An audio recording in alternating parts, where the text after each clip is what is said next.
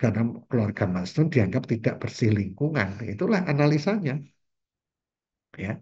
Lalu konteks sosialnya apa ya? Konteks sosial zaman Pak Harto itu masyarakat memang sangat ketakutan terhegemoni, ya, karena kekuasaan militer yang demikian kuat gitu. Jadi tetap juga dikaitkan dengan konteks ideologi dan konteks sosial, namun data dikumpulkan dari ucapan subjek, ucapan tokoh lain tentang subjek, dan narasi dari penulis. Inilah kalau menggunakan analisis wacana kritis model Sarah Mills, ya, yang beda dengan model Van Dijk, ya, model Van Dijk. Oke, karena juga apa? Jumlah asumsinya berbeda. Sarah Mills ini dikenal sebagai eh, tokoh feminisme, ya, gerakan perempuan. Kalau di Indonesia kita punya Kartini-Kartini gitu, ya.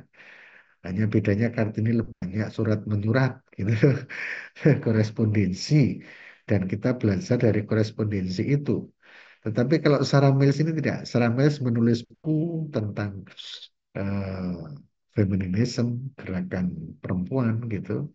Lalu dia juga menulis tentang eh, diskriminasi terhadap perempuan. Lalu dia juga menulis buku tentang bagaimana cara mengkaji semua teks, baik teks lisan maupun tulis itu dalam konteks analisis wacana kritis secara mens. Gitu. Oke, jadi itulah dua pokok, ya, dua pokok cara kerja dari Van Dijk dan cara kerja dari Sales. Saya harapkan nanti Anda bisa menekuni artikel-artikel yang ada di eh, apa di LMS dan juga video-videonya, sehingga nanti ketika tugas akhir kita Anda harus menganalisis suatu teks, ya, Anda bisa membedakan bagaimana cara kerja dan metodologi dari Verklo, Van Dijk, dan eh, Sarah Mills. Ya. Ketiga-tiganya memang ketiga-tiganya memang eh, analisis wacana kritis. Karena apa? Karena mengaitkan konten itu, ya, pertama, mereka meyakini bahwa bahasa itu bebas nilai. Sorry, mereka meyakini bahwa bahasa itu tidak netral. Ya, bahasa itu digunakan oleh siapapun untuk kepentingan politik, gitu ya. Kalau saran mes lebih spesifik, bahasa itu untuk kepentingan seksis, ya, merendahkan perempuan, gitu. Kalau Van Dijk lebih melihat strukturnya, struktur dari percakapan, struktur dari tulisan itu dipengaruhi oleh eh, kognisi sosial dan konteks sosial, gitu, ya. Jadi kalau Verklo lebih ke kekuasaan, lebih ke kekuasaan, ya, eh, menyoroti itu, ya, lalu dari produksi teksnya dan resepsi teksnya, gitu, proses itu seperti yang dulu disampaikan Dimas, ya. Maka kalau Van Dijk itu melihat strukturnya, ada struktur makro, superstruktur, struktur mikro yang didasarkan pada kognisi sosial dan konteks sosial. Sementara kalau Saramels itu lebih melihat perspektif subjek objek dan perspektif penulis. Kekasannya seperti itu. Tapi ketiga-tiganya sepakat bahasa tidak netral.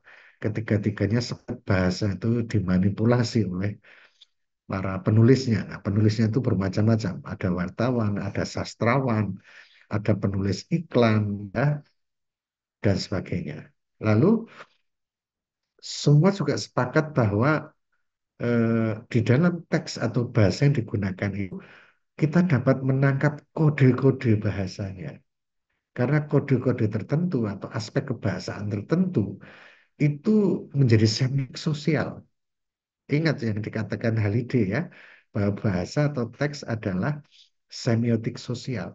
Itu berarti ada kata. Tadi kalau menurut Van Dijk tadi, diksi tadi atau leksikon tadi. Diksi tadi merupakan aspek kebahasaan yang melambangkan sesuatu, gitu. Melambangkan sesuatu. Contoh, saya pernah menyampaikan orang mahasiswa yang berkerumun jalan membawa poster menuju gedung DPR MPR misalnya, oleh koran tertentu dinamai unjuk rasa, oleh koran yang lain dimaknai sebagai demonstran, ya, oleh koran-koran tertentu ditulis sebagai eh, parlemen jalanan. Coba, mengapa diksinya adalah parlemen jalanan? Mengapa diksinya adalah demonstran? Mengapa diksinya adalah unjuk rasa? Apakah ada suatu nilai tertentu dari makna itu yang ingin disampaikan? Gitu. Bisa dipahami nggak? Nah, ketika temanya adalah anti pemerintah, maka koran tersebut akan menuliskan eh, eh, demonstran atau unjuk rasa. Gitu. Tapi ketika koran itu perspektifnya membela pemerintah, maka dia akan memilih apa? Parlemen jalanan. Tidak sah. Gitu. Itulah bahasa itu digunakan oleh siapa, demi kepentingan politik apa. Tentu akan mewujud di dalam diksi struktur kalimat, ya, diksi dan struktur kalimatnya, gitu. Seperti itu, ya, seperti itu. Nah, kalau secara Mills itu lebih spesifik, ya. Bahasa digunakan selalu untuk menjaga jarak, jarak antara laki-laki perempuan, gitu, antara etnis, gitu. Kalau Verklu lebih kepada kekuasaan antar penguasa dan masyarakat yang didominasi gitu ya, melalui produksi teks dan reseptif teks gitu. Jadi proses pembuatan teksnya itu sudah dicurigai, ya, ada pengolahan-pengolahan di mana ideologi yang dianut itu masuk lalu mempengaruhi gitu, ya.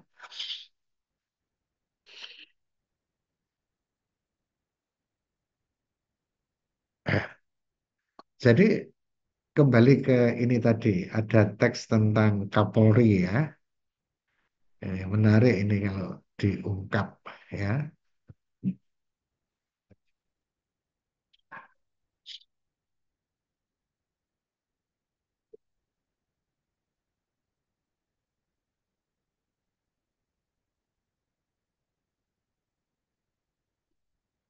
Ya, kalau ini dilaporkan oleh Detik News, ya seperti ini. Tapi ini kalau dilaporkan oleh koran yang kontra pemerintah, gitu, mungkin judulnya adalah apa? Kira-kira apa? Apakah pernyataan dari Kapolri bisa dipercaya? Ya, itu akan diungkap itu. Misalnya apa? Misalnya, silahkan diperiksa kalau berani. Nah, itu sudah apa? Sudah ada ancaman di situ, ya. Ada ancaman. Intinya adalah mengkritisi pemerintah, mengkritisi Kapolri gitu. Jadi perspektifnya berlawanan gitu, ya. Perspektifnya itu berlawanan dengan apa namanya, dengan Polri gitu. Kalau ini kan menyampaikan apa yang disampaikan Kapolri, jadi lebih pro pemerintah gitu, lebih pro Kapolri gitu. Tapi kalau koran yang berseberangan, dia akan kritis, ya, seperti Tempo itu, ya, dia memunculkan acara bocor alus gitu. Wah, dia menuliskan sisi-sisi negatif dari Presiden Jokowi gitu, ya. Jadi ketika Jokowi tampil di mana-mana memberi bantuan pada rakyat gitu, Bocorales mengatakan ya itulah strategi pencitraan gitu. Jadi yang tema yang diangkat itu tema yang negatif gitu. Jadi kalau koran yang lain mengangkat tema dengan Van Dijk, model Van Dijk, ya, Jokowi membagikan sembako di Jawa Tengah. Itu kalau dituliskan oleh orang yang pro pemerintah, yang mendukung Jokowi gitu, ya dia tentu akan menuliskan Jokowi kembali membantu rakyat miskin yang terdampak tsunami. Misalnya begitu. Tetapi ketika itu ditulis oleh orang yang anti Jokowi gitu, pencitraan lagi, duit duit pajak digunakan untuk kepentingan pencitraan. Begitu, ya, begitu. Jadinya berbeda-beda.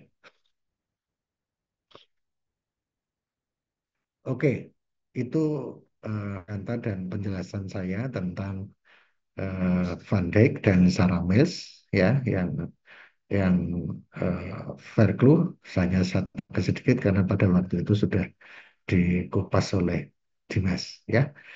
Apakah ada pertanyaan, ada diskusi? Tentu Anda akan berhadapan dengan artikel, buku-buku tentang itu, ya, tentang itu sudah saya berikan. Kalau Anda membutuhkan buku aslinya, nanti saya email, ya. Tapi memang lebih mudah pelajari dulu, pahami dulu yang bahasa Indonesia, baru kemudian mencari aslinya yang bahasa Inggris dari penerbitnya. Nanti saya kasih. Oke, silakan kalau ada yang mau komentar atau mau bertanya atau mau diskusi. Silakan.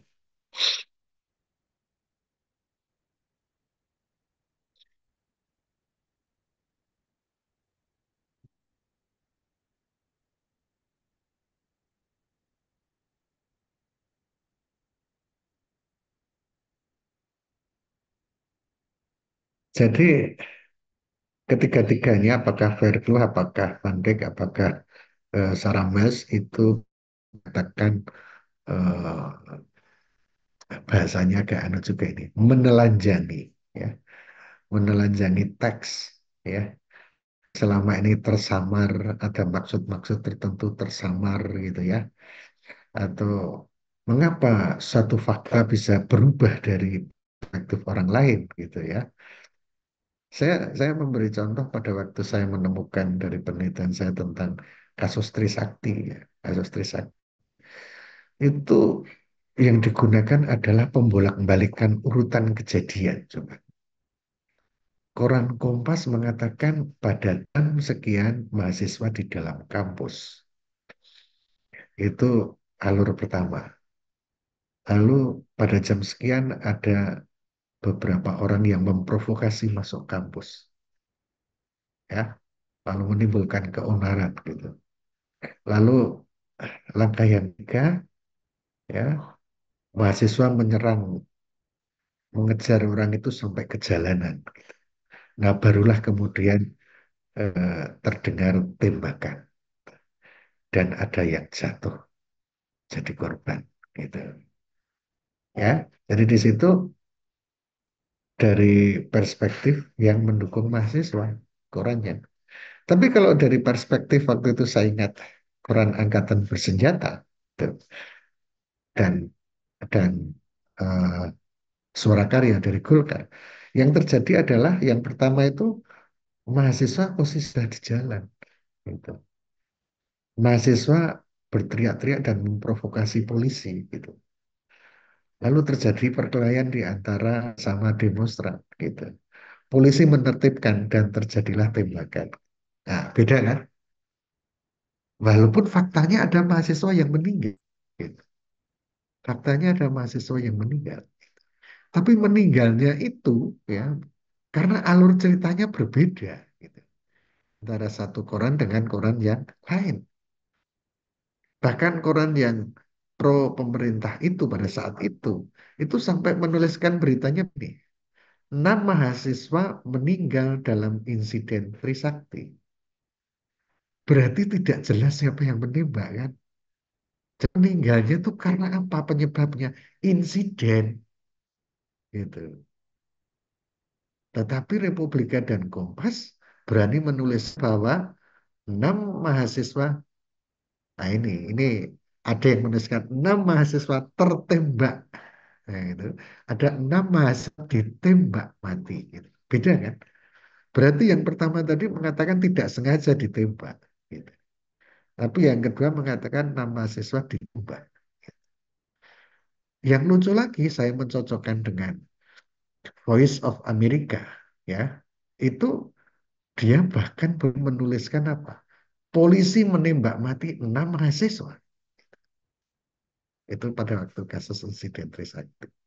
Nah, di situ Anda lihat bagaimana eh, suatu berita itu menjadi variannya sangat banyak, bergantung apa ideologi anutnya dari wartawannya maupun dari institusinya gitu. Sehingga bahasa itu dimainkan sedemikian rupa, ya, untuk kepentingan politik mereka gitu. Tapi kita sebagai ahli bahasa, kita harus bisa menelanjangi permainan itu, ya. Kita harus bisa membongkar permainan-permainan itu. Nah, analisis yang seperti ini dikenal sebagai analisis wacana kritis, bukan analisis wacana. Sebab kalau analisis wacana, itu ketika menganalisis judul yang tadi sangat provokatif tadi, itu menggunakan piranti sintaksis hanya apa? Subjek, predikat, objek, selesai gitu. Sehingga tidak ada interpretasi apa-apa gitu. Hanya seperti itu. Atau paragraf pertama itu gagasan utamanya ini, penjelasannya ini hanya begitu. Aspek bahasaan gitu. Atau kalau tidak, coba metafora yang digunakan apa oleh Quran itu? Hanya begitu. Oh, metaforanya metafora metafora tentang binatang, metafora tentang tanaman, metafora tentang alam, hanya begitu saja. Tapi tidak pernah dikaitkan bahwa itu adalah kode. Kode apa? Kode semiotik sosial yang berisi apa? Berisi eh, ideologi, apakah ideologi agama, ideologi budaya, atau ideologi ekonomi, ya, atau ideologi politik, seperti itu. Oke,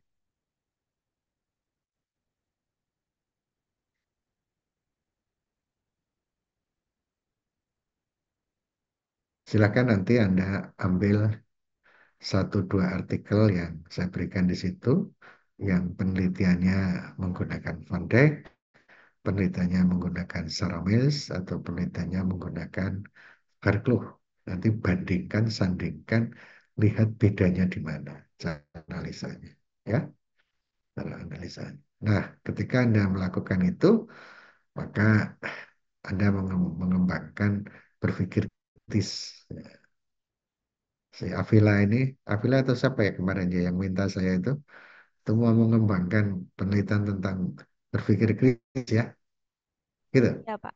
Ya, betul, Pak. Nah, nah, berpikir kritis ala analisis wacana ya seperti ini, ya, seperti ini. Gitu.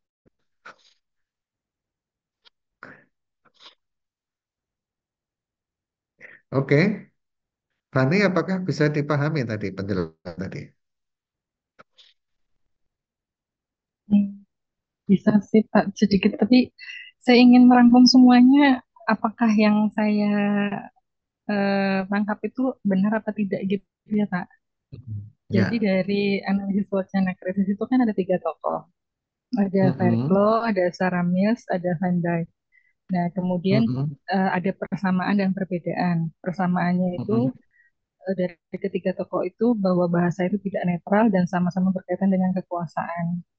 Kemudian yang pembedaannya dari Fireflow itu terletak pada hubungan antara bahasa yang di dalamnya itu terdapat kekuasaan dan ideologi, yang dimana itu dimulai dari eh, teks, terus dimensi kewacanaan itu terkait dengan praktek wacana, terus produksi teks dan konsumsi teks.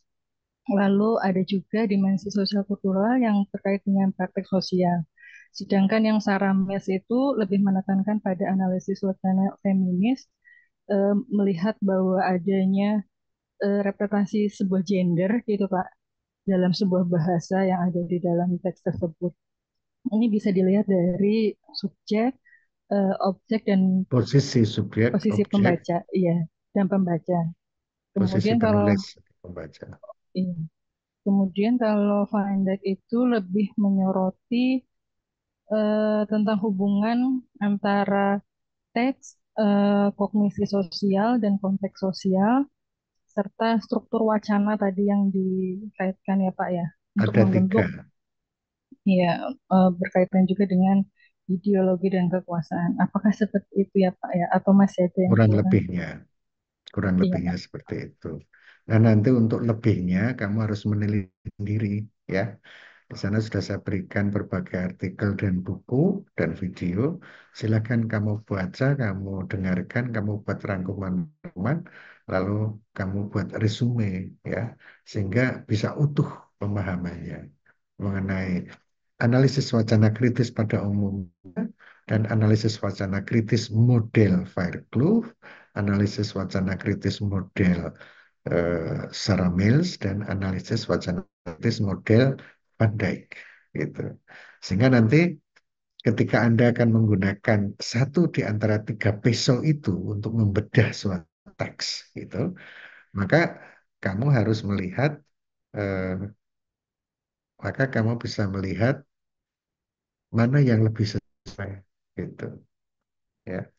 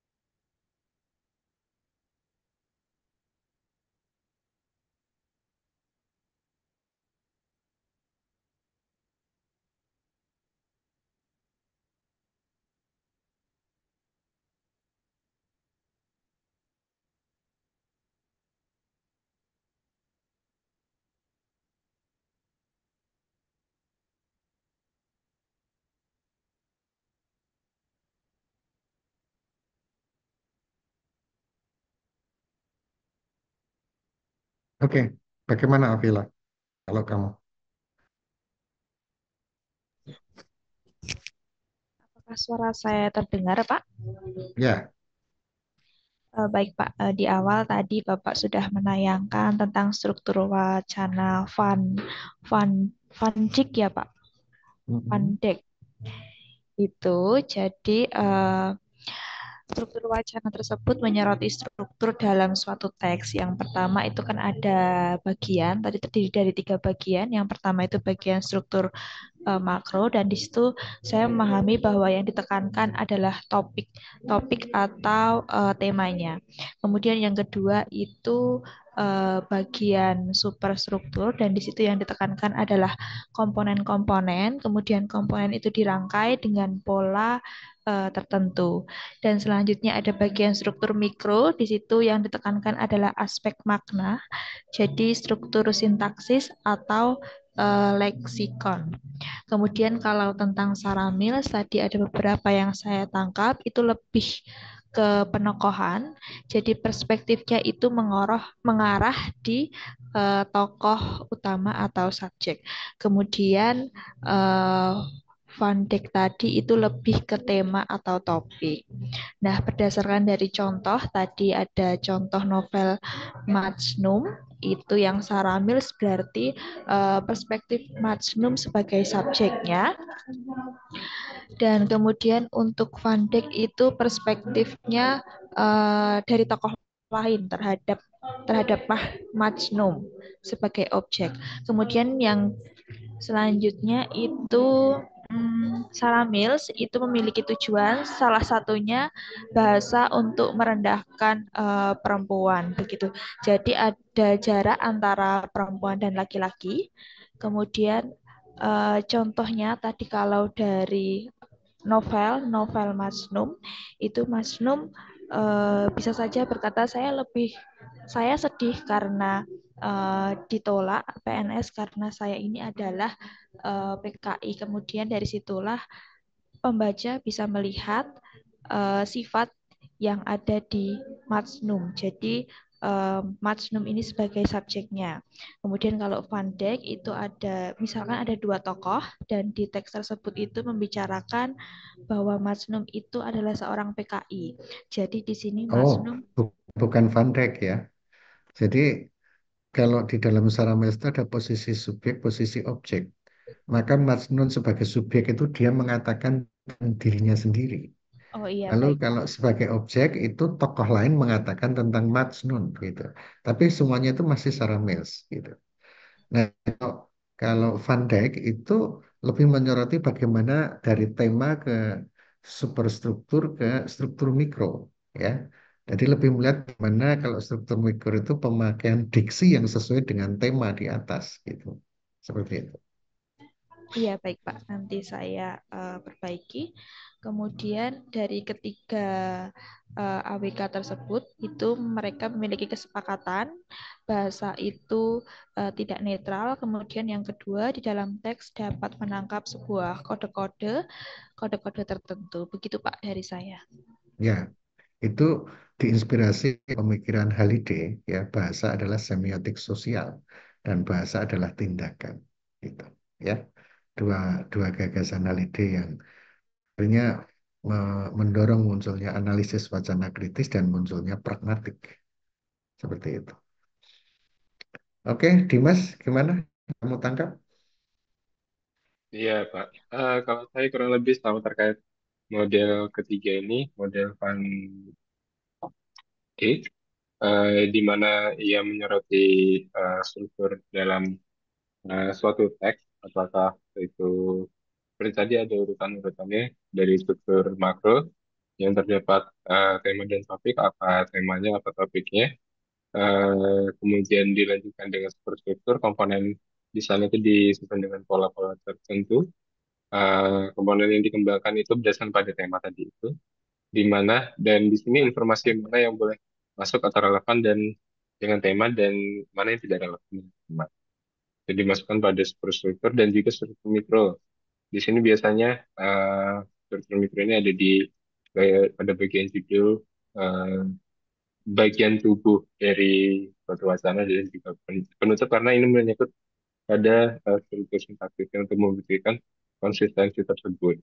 Nah, dari struktur-struktur ini juga didasarkan pada aspek kognisi dan juga konteks sosial untuk memahami apa sebenarnya makna dari uh, apa namanya wacana tersebut dikembangkan atau tulis seperti itu. Oke. Yarmina, gimana? Apa yang bisa kamu tangkap?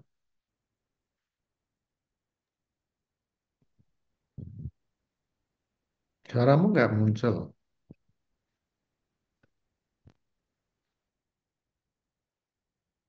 Volumenya nggak itu. Copot aja coba. Sebentar ya. Ya, ya, ya. Sudah, Pak? Sudah, sudah.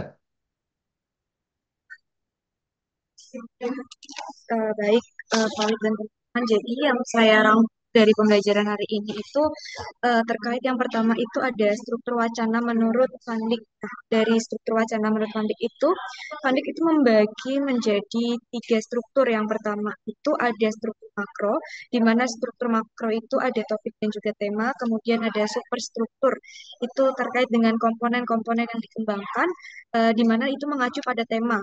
Jadi dirangkai dengan pola tertentu. Kemudian untuk struktur mikro itu ada aspek makna, struktur, sintaksis, dan juga leksikon. Itu biasanya berada di judul. Kemudian dalam teori teori wacana Van Dijk ini sendiri, dia itu ada empat. Yang pertama itu ada kognisi sosial dan konteks sosial. Kemudian ada struktur mikro, lalu juga ada superstruktur, dan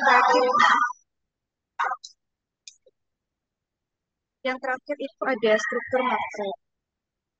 Kemudian tadi Bapak juga menjelaskan terkait dengan analisis Saramels, di mana analisis Saramels ini yang disoroti adalah tokoh yang dianggap dapat perlakuan yang tidak adil. Saramels ini dia ciri khasnya itu menganalisis terkait dengan feminisme. Kemudian ada tiga posisi dalam Saramils. Yang pertama itu ada posisi subjek, itu dia menceritakan tentang dirinya sendiri. Misalnya tadi saya sedih karena ditolak masuk KSM. Kemudian untuk yang kedua, sebentar ya Pak, kelas ini Pak. Apa itu?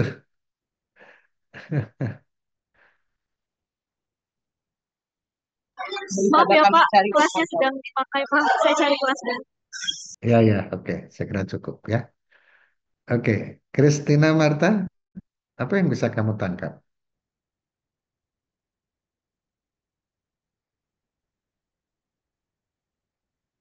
Chris?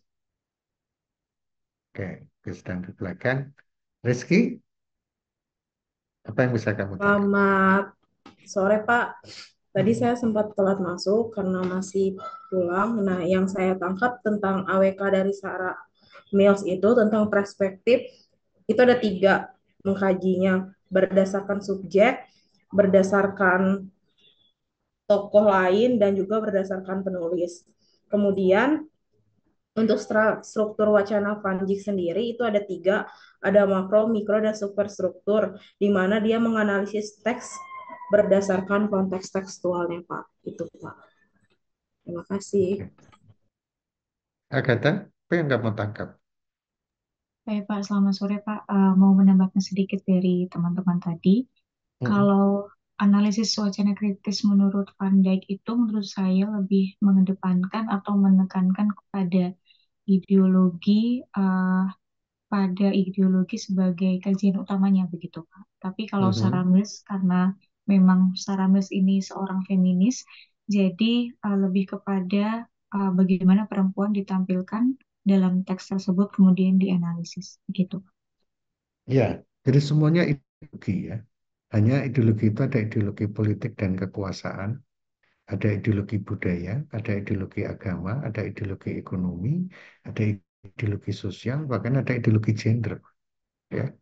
Jadi kalau secara Mas tentu akan bicara apa eh, patriarki, ya itu berarti dunia dikuasai oleh laki-laki gitu, ya dia selalu begitu, ya, dan dia akan selalu membuktikan dari pilihan-pilihan kata ini sangat sensitif gender gitu, ya, sangat sensitif gender gitu.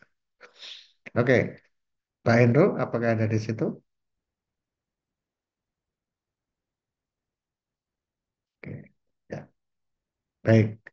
Jadi eh, saya sudah menyampaikan sebagai pengantar dan bahan-bahannya sudah ada ya di LMS. Silahkan Anda dalami lagi ya teori-teorinya dari bukunya itu, kemudian aplikasinya, penerapannya, implementasinya di dalam penelitian, di dalam artikel-artikel jurnal itu. Silahkan Anda coba, Anda periksa, Anda bandingkan ya. Lalu minggu depan nanti saya ingin masing-masing ingin eh, membuat artikel apa gitu. Mau menganalisis novel kah?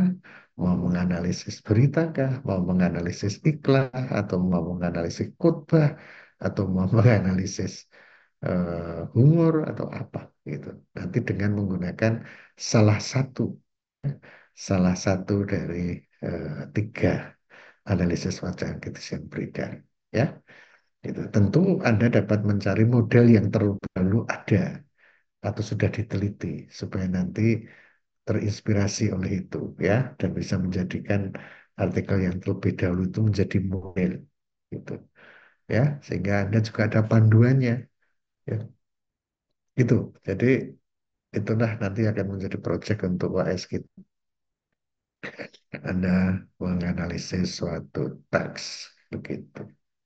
Oke, saya kira begitu. Selamat mempelajari, ya. Selamat mendengarkan videonya, ya. Lalu bandingkan dengan buku-bukunya, bandingkan dengan implementasinya di dalam artikel-artikel jurnal. Saya kira begitu. Mudah-mudahan bisa lebih mudah memahami analisis wacana kritis yang tentu sangat beda dengan analisis wacana semata, analisis wacana linguistik, ya. Baik, saya kira dari saya itu silahkan dilanjutkan. Yang masih di kantor, kalau masih mau ngantor ya monggo. Mau pulang ya silahkan. Yang masih mau membaca-baca. Sampai ketemu minggu depan. Terima kasih. Terima kasih Pak. Terima kasih, Sorry. Pak. Selamat sore. Sore.